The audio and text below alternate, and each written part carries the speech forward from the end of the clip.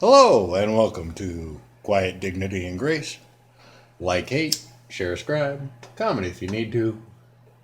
You'll find the links for things down there where I keep my linky stuff. Notification bell because of reasons. I thank you so much for watching. Let's rock!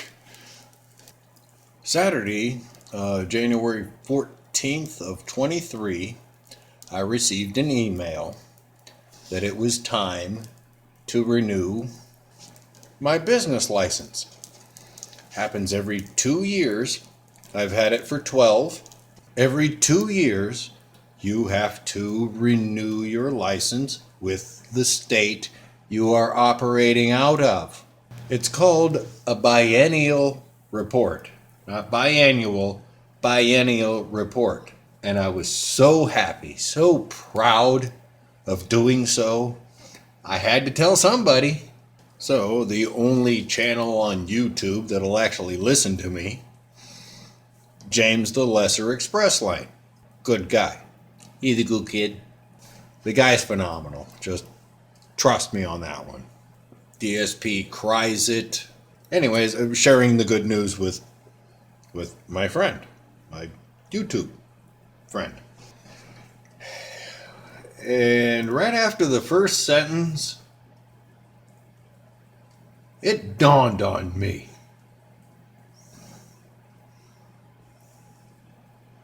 Has DSP ever said this word?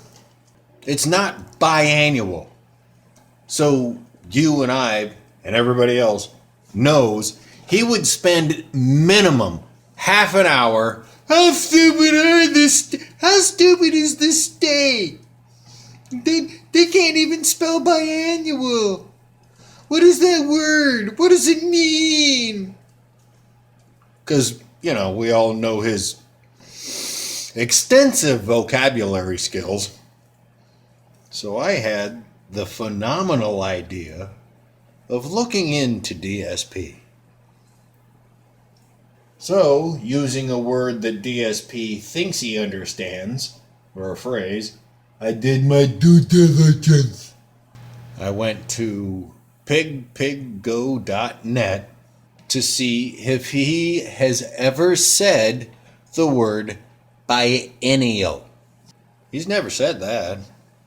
What I did find was, I'm a business, I'm a legitimate business, this is how I make a living, blah, blah, blah. I am a legitimate business. Okay. Which state are you registered in? As a legitimate business owner, I got a little curious.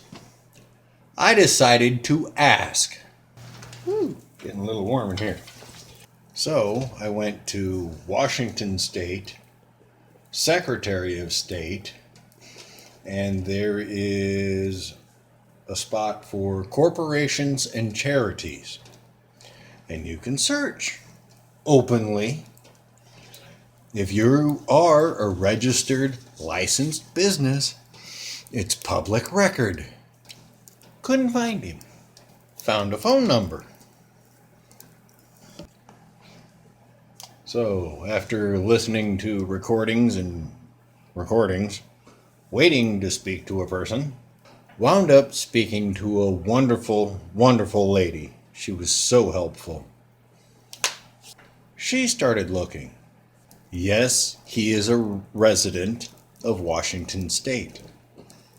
No, there is no business associated or filed under his name with the state. Following question. If he has a legitimate, I didn't say it like that, very nice lady.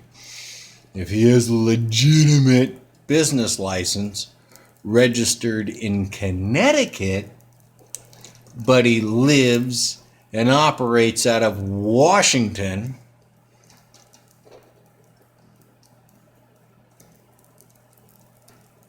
I didn't finish the sentence. She said, no. Oh, okay. lovely lady directed me to suspect.enteryourstatesname.gov. In this case, I entered Washington and reported his ass. As a legit business owner, he's not paying his share to the state he resides in and operates out of. If there's one thing about a government entity, bureaucracy, and paperwork, they're going to want receipts. Phil, accountability. So I hope, for your sake, you have a lot of ink cartridges and about 27 reams of printer paper, because you will have to account for the past 8 years that you've been owning and operating a business in Washington without paying the state of Washington.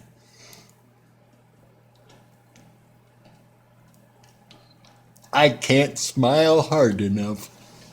He is a legitimate for-profit business that sustains itself on donations with no tangible product. Feels is not a product. Oh, and Phil and all your little dent supporters, little dent heads and the children and the wheelchair. I'm not a detractor. I'm different. I'm not a hater. I'm a loather. Beside the point. Let's get back to the legitimacy of your legitimate business operating in a state that you're not licensed to operate in. Here's a for instance. Say there's a major storm, power lines down everywhere. Your community, your state is a little overwhelmed taking care of the big areas, but they'll subcontract out to a neighboring state to get some people in there and clear the debris and get the power up and running. Those companies have to register with that state. I'm an out-of-state company, but I'm operating for profit inside your state borders. Them's the rules, Jack. So if you are registered in Connecticut, why are you not recognized by the state that you live and operate out of? Valedictorian. Just as a side note, out-of-state contractors cleaning up storm debris and crap. Katrina, 2 guys with a chainsaw show up in a pickup. Oh, yeah. We'll clean this. We'll build your house. We'll do all this, blah, blah, blah, blah, blah, blah, blah. You pay them, and they're gone. With half-assed done for the contractors. We'll put your roof back together. Not a damn problem, blah, blah, blah.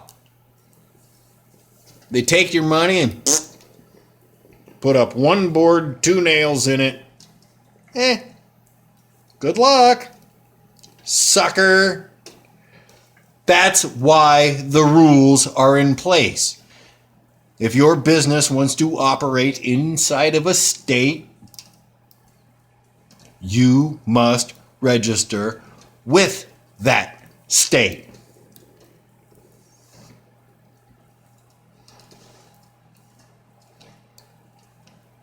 Oh, and yeah, I should have done this before. There it is. Disclaimer. If you go there and you try to file a complaint, at the very bottom of the complaint section, you can either remain anonymous or leave all your information.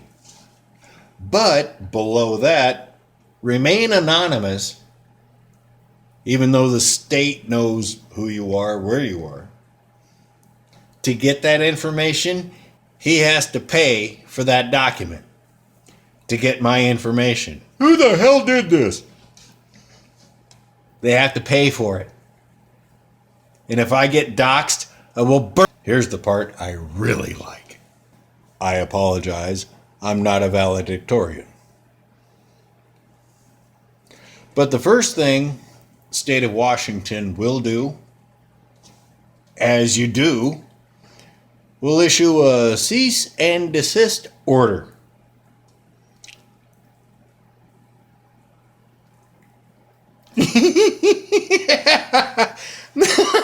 And that's where it really gets fun, because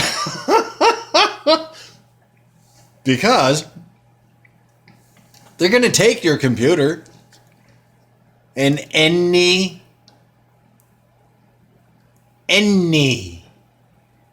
tangible, sellable thing you own to pay back the 8 years you didn't pay the state. Be your computer, your boxes, your Xboxes are gone, your PlayStations are gone, your exercise equipment, probably your car, because I did mention that, car repairs, all coming out of your illegitimate business. That's the first thing they're going to do, is turn you off. And probably your phone. Hey, you dropped $60,000 of donations. Here's the really fun part. When they turn you off, how are you going to raise money to pay the fines in the past 8 years that you owe? What are you going to do?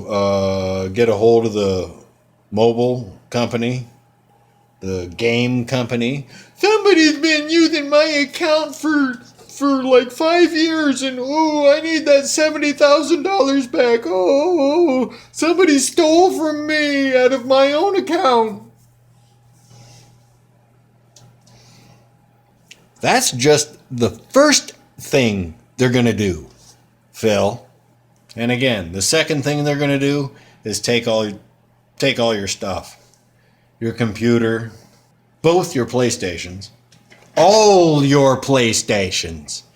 If it can link to the internet, they won't take away your internet. They'll just take away everything you can touch the internet with. So you can no longer perpetrate your fraud.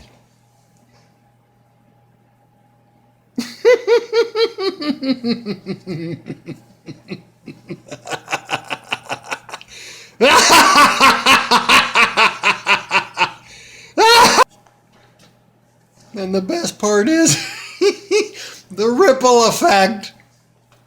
How are you going to raise money? They'll probably take your phone too.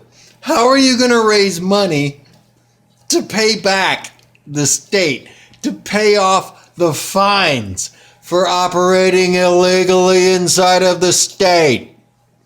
For-profit company, again, for operating your words, Phil, pig net, legitimate business, a legitimate for-profit business that takes donations.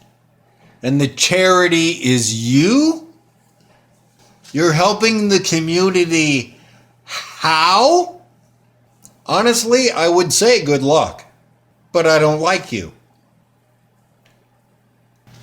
And while I was on the phone with a wonderful lady from Secretary of State's office, corporation division, I asked her, okay, if he's registered in Connecticut, yet lives and operates and gets his proceeds inside of Washington State, she finished my sentence. No, was the answer. She steered me to suspectfraud.enterthestate.gov to file a complaint. Again, do not do that. Now, I'm not slandering you. I'm not trying to defame you.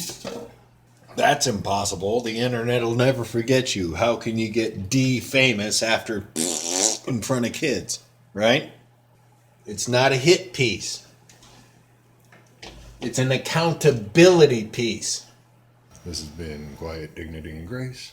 Like, hate, share, subscribe, comment if you need to. Links for things, where you find the linky stuff. Thank you so much for watching. Bye.